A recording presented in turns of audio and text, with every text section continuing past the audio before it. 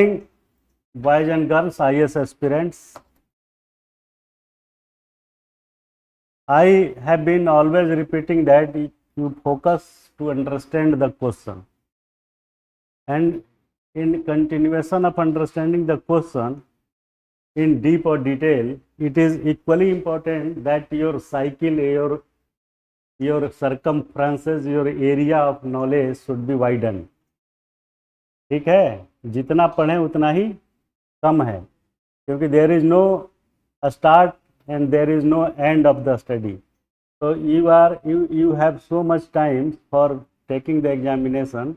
So your focus should be on the widening, on the extensive knowledge, व्यापक बड़े स्तर पे जो मिल जाए उसके बारे में जान लीजिए, ठीक है.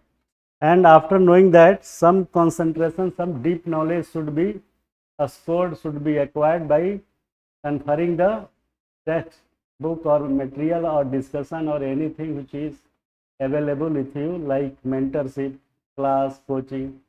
कहीं ना कहीं से you will have to get the knowledge so that your selection would be a certain. Clear है? So you always focus to get the knowledge. ये knowledge का जो भंडारा है वैसे ही होना चाहिए जैसे भूखे शेर कोई होती है, ठीक है ना. भूखा शेर क्या करता है, एकदम खिसियाया हुआ रहेगा और जो मिलेगा उसी को मार देगा, ठीक है ना. You should feel like hungry lion. भाई किस चीज़ की भूख है, नॉलेज की. नॉलेज मीन्स जो भी मिल रहा है पढ़ने को वो सब जो है नॉलेज. एक बार उसकी ज़रूरत है आपको कि सब चीज़ों के बारे में जान लें ये है क्या, बहुत डीप में ना जाइए, ठीक है ना. लेकिन नॉलेज नॉलेज नॉलेज, इंटरटेनमेंट और इंटरटेनमेंट, ये किसी फिल्म का डायलॉग है ना. तो आप इसी तरीके से रट लीजिए कि इंटरटेनमेंट की जगह पे knowledge and only knowledge. So this is the way by which you can consider, you can acquire the knowledge by observing the what's, yeah, good. So by observing the activities which is performing in and around of you.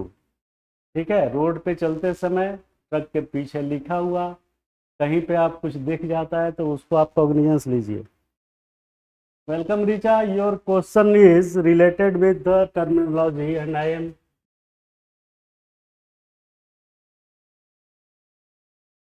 And that was the term you have told, elected. दूसरा है appointed, appointment. और तीसरा एक और इससे जुड़ा हुआ होगा, अपॉइंटमेंट. तीसरा एक और आ जाएगा nomination. See the difference between all three. Elected means whenever any selection is made on the basis of vote.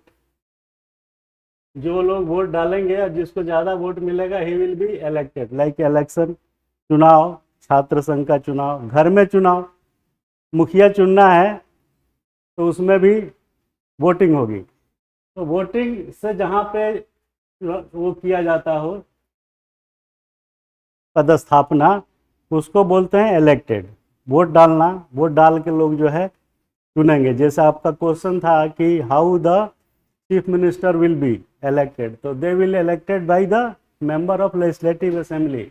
दो लोग खड़े हो गए तो जिसको ज़्यादा वोट मिलेगा वो बनेगा. क्लियर है. एन अपॉइंटमेंट का मतलब है कि there is no voting, there is no voting.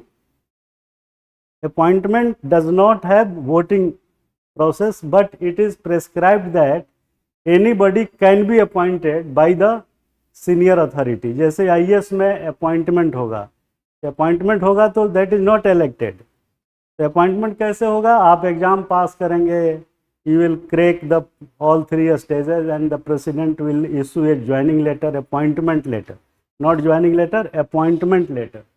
So that is appointed, means there is no voting, you will be take on that position by your virtue of caliber. Clear है.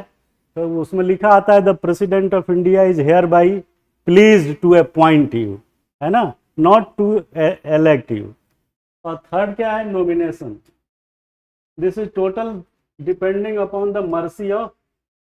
Boss, mercy of family, mercy of जो भी है,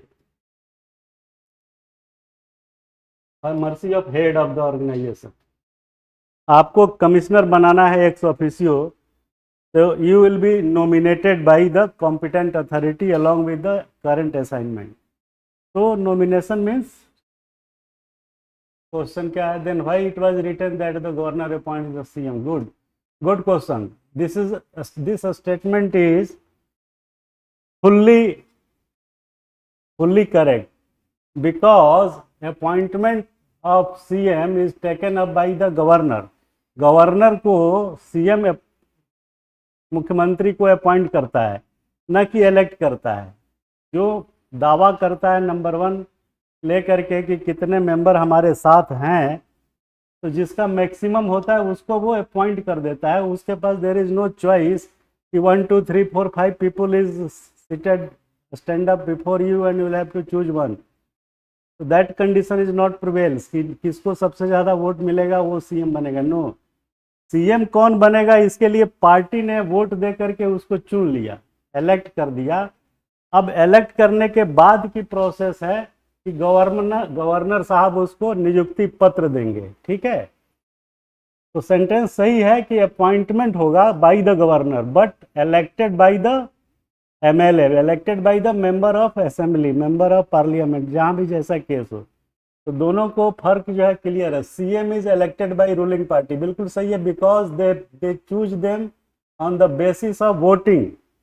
अगर दो लोग खड़े हो गए कांग्रेस पार्टी से कि हम भी चीफ मिनिस्टर बनेंगे और हम भी बनेंगे, तो इन दैट सिचुएशन चाहे सिंगल खड़ा हो चाहे दो खड़ा हो, वोट डाला जाएगा। 100 लोग हैं एमएलए एमपी, तो वोट डालेंगे कि जिसको ज़्यादा वोट मिलेगा ही और सी विल बिकम चीफ मिनिस्टर। तो after electing by the member of legislative assembly, the letter will go to the governor by requesting that we have elected Mr. X and he is the leader of our party. After getting that information, after getting that letter of election, appointment letter will be issued by the governor, not election letter, because there is no voting before the governor। Clear है? और एक question इसका? Okay, thank you. और तीसरा एक nomination word भी हमने लिखा है। ये भी कई बार होता है कि उनको नॉमिनेट किया गया, नामांकित किया गया। तो नामांकित means that is the total mercy of the appointer, जो अपॉइंट करता है उसकी मर्सी है। आप एसडीएम है, आपको एक्स ऑफिशियल स्काउट गाइड का कमिश्नर बना देगा by nominating for that post to you. ठीक है ना, उसमें अपॉइंटमेंट नहीं है, दैट इज नॉमिनेशन। जैसे कहीं पे भाग लेने जाना मीटिंग में, तो हमने आपको नॉमिनेट कर दिया कि Richa will look after all the activities pertaining to that conference seminar, I am nominating her, बस that is nomination. Nomination is total virtue of कृपा, virtue of blessing of head of the organisation. Appointment clear हो गया, election में voting है। अब आप पूछेंगे कि अपॉइंटमेंट और नॉमिनेशन में क्या फ़र्क है? तो appointment is depend upon the quality of your claim. आप क्लेम करेंगे कि मैं नंबर 1 हूँ यूपीएससी में और मेरे को आईएएस की पोस्टिंग अपॉइंटमेंट मिलना चाहिए, तो that is the taken on the basis of your virtue of quality, virtue of knowledge. So that thing is required in appointment. If you are not meeting out all these peripheries, all these attributes, it means you will not get appointed.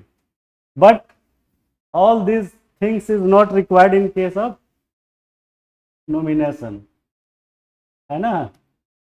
इसमें फर्क आ गया ना। अब आप कहेंगे कि I am also S D M and he is also S D M, why D M has nominated only you and not मी?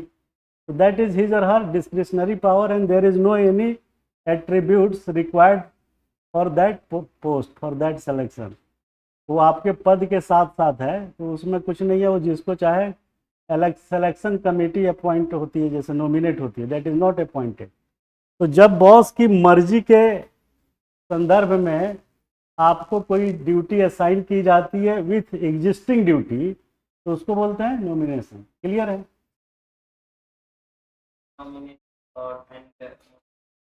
एक ही बात है, मनोनीत हिंदी में बोलते हैं, एक ही बात है, मनोनीत मनोनीत बोलिए या नामांकित बोलिए।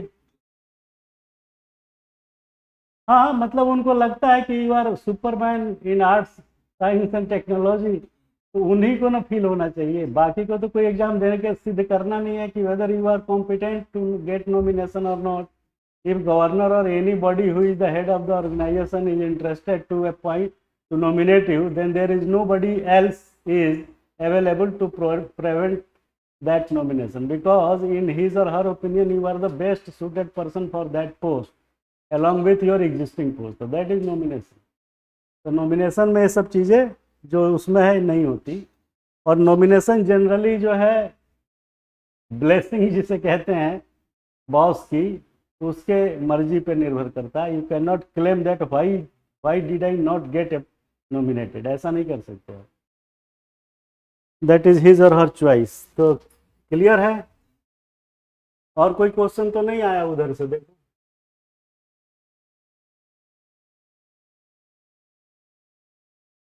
तो शब्दों का जाल है, that is the net of the network of the words. उस वर्ड्स को आप पकड़िए, फिर उसी के हिसाब से फिर समझिए, अदरवाइज गाड़ी गलत डायरेक्शन में चली जाएगी। Okay good, we come on the main topic, that is GS2 polity pre and mains included।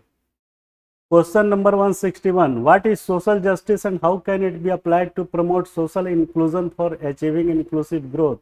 अब देखिए इसमें शब्दों का जाल है ये, अगर इन शब्दों को आपने नहीं समझा तो in that situation you will not be able to